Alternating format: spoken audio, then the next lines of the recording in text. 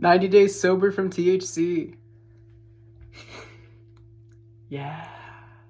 I'm very proud of myself. I never thought that I would get to this place on my own volition. There was a time in 2018, from the end of 2017 to the end of 2018. I was on probation. And that's a story that I will get into another day. But I was on probation, and I was required to take drug tests, urine analysis. Oh, there's a hummingbird outside. Hi. Oh, little hummingbird. Okay. Anyway. Oh, and it just said 333 on the... Okay, anyway. Yeah, so there was a time that I was required to take UAs, urine drug tests. And so for 18 months, I didn't smoke anything. And I was also going to drug classes to learn about addiction and recovery. And at that time, when I was required not to smoke, I had admitted during the drug class that I was addicted to THC, but I had it backwards in my mind. I thought that I was just playing a game. I thought that I was just acting in order to like fulfill this role, in order to like fulfill this this requirement to get off probation.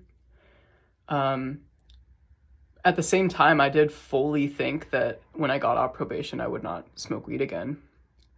But lo and behold, after I got off probation, that first night I was off probation and didn't have to take drug tests anymore, I smoked weed, and then I was pretty much smoking ever since, with little breaks in between. Up until 90 days ago, when I had fully realized that I am addicted to weed, and that is a real thing. And yeah, now I'm here, and I never thought that I would actually go through with it and really get to the point where I'm at now, which is where I really don't have like the desire for it anymore.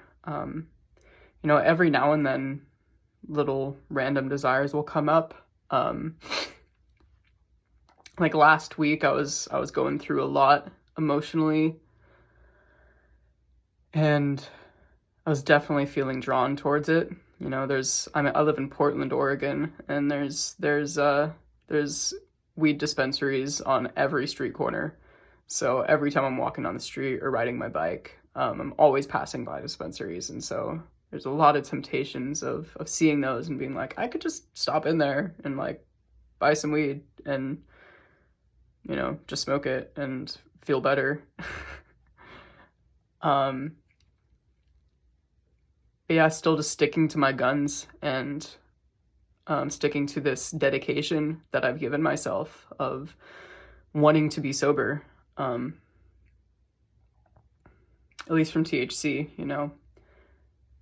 I still drink alcohol every now and then, but that's not really an addiction as much as it is just like, I just want a beer every now and then, or some wine. Whereas with THC, it's like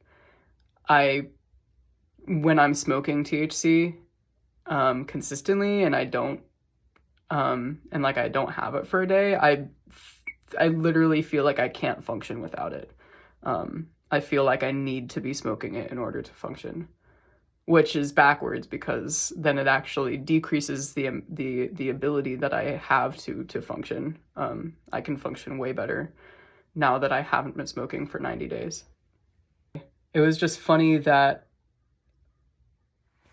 whole time that I was taking drug tests and going to drug classes, I thought that I was like, tricking the system that just didn't care about me.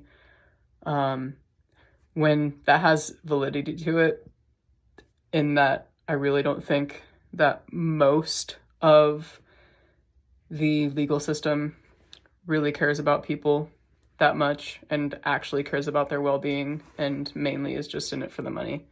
But tangents aside, I have in my notebook this time that I was meditating and having a very profound experience. And I wrote down in the notebook, it was the very same system that I thought was out to get me that was actually giving me the tools to save myself. And that's true. Going to those drug classes and learning what I learned there about addiction, it really, I use a lot of how I've helped myself to release and release my addiction to weed and to keep myself away from using it. I use a lot of those same tools from that class. So that's why I wrote that note, because it's funny that, I had all of this like negativity and resentment towards that system, when in actuality, it was really giving me the tools and the guidance to stay off of that substance. And then also the discipline when it comes to, having to show up every week to do drug tests, having that discipline not to smoke, and then learning, all those tools, and learning how to feel good without the need of using a substance to feel good. But yeah, a few nights ago, 2 nights ago, I had my first weed dream that I've had in a long time. It's funny, when I was on probation, when I first started, when I first stopped smoking for probation because of drug tests, I would have these very, very, very vivid dreams where I would be smoking with friends, or I would like make the decision to smoke. And, in my subconscious mind, knowing that I would have like drug tests. So like in the dream, I would be like smoking with friends, and then I'd have the realization of like, oh wait, I have a drug test tomorrow and I can't get this out of my system. Like, and then I would just have like a panic attack in my dream. And then I would wake up in a cold sweat, just filled with anxiety and panic, because I'm like, oh shit, and because it's such a vivid dream, it feels like it's actually happening. Like it feels like I'm actually smoking. So then I would wake up just like all frantic, like, oh shit, what am I going to do? Like and then I would realize, okay, no, that was just a dream. You didn't smoke. You're okay. You're going to pass the drug test. But I had my first one of those 2 nights ago. And I think the reason that it took so long is since like I don't have the pressure this time around of like, if I smoke, I'm going to go to jail type of thing. Now that I'm just doing it for myself. But I still felt that same type of panic about it.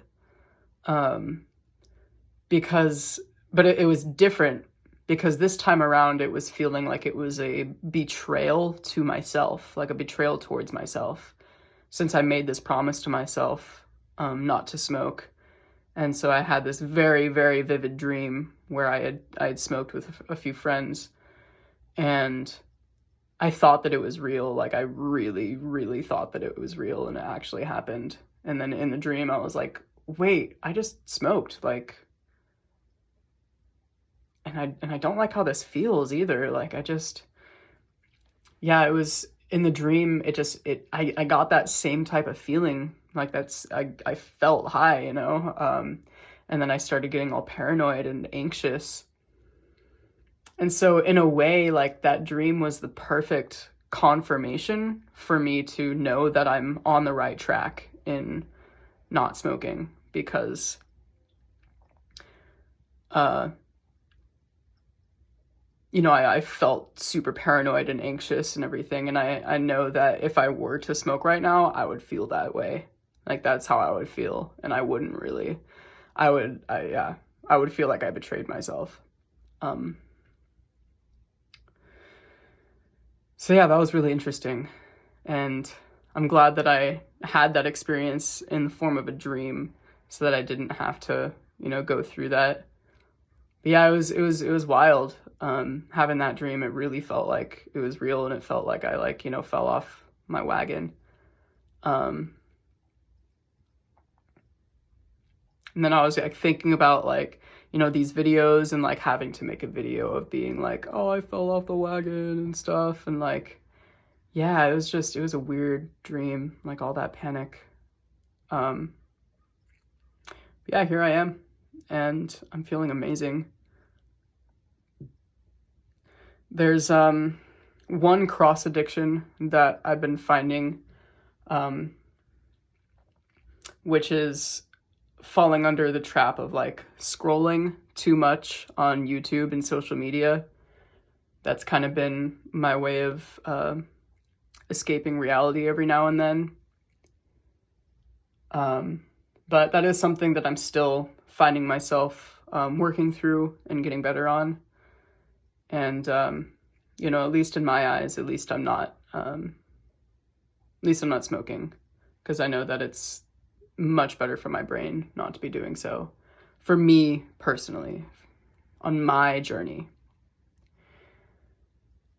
But yeah, I'm just really proud of myself, and getting a lot of things done, working on a lot of cool poems, which will be coming out soon, and just lots of really, really exciting things happening in my life that I feel wouldn't be happening, or the opportunities would still be presenting themselves, but I wouldn't be as quick to pursue them as I am now. Just as I wouldn't be as fluent in my articulation as I am right now as well. I am much more outspoken in a positive way. Now that I'm not getting high on THC, that was something that hindered that ability to articulate myself and to do so with grace and with compassion, especially when it comes to building boundaries with people. When I was smoking, it was very hard for me to set firm boundaries, and I would find myself falling into old patterns of people pleasing, which would then create resentment within myself towards other people, because then, since I wasn't holding myself accountable, I would think that it was all on the other person to just respect my boundaries telepathically without me even physically telling them. It's like, oh yeah, well, everything's connected, so I'm sending you this telepathic message not to do this thing to me, and you need to be able to know not to do it. And then it's like, that's not how that works. For some people, if you have that deep connection, you can have that telepathic conversation with them. Even then, it's still a matter of, telling them, setting that boundary. So anyway, I'm just really freaking proud of myself, and I'm going to, again, continue to do this. I really thought I lost it in that dream. It was so real. I really thought that I had smoked, and I was really disappointed. So I was really happy to wake up and find that, oh, okay, that was a dream. I didn't smoke. I'm still doing good.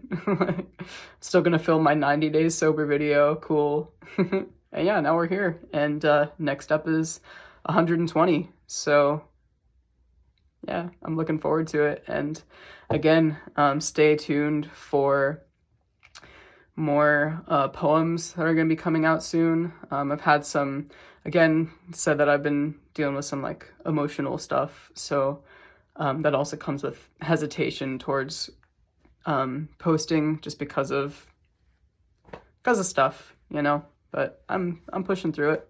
you know, I'm a champion. So I love you. Thank you so much for watching and listening, and yeah, have a great day.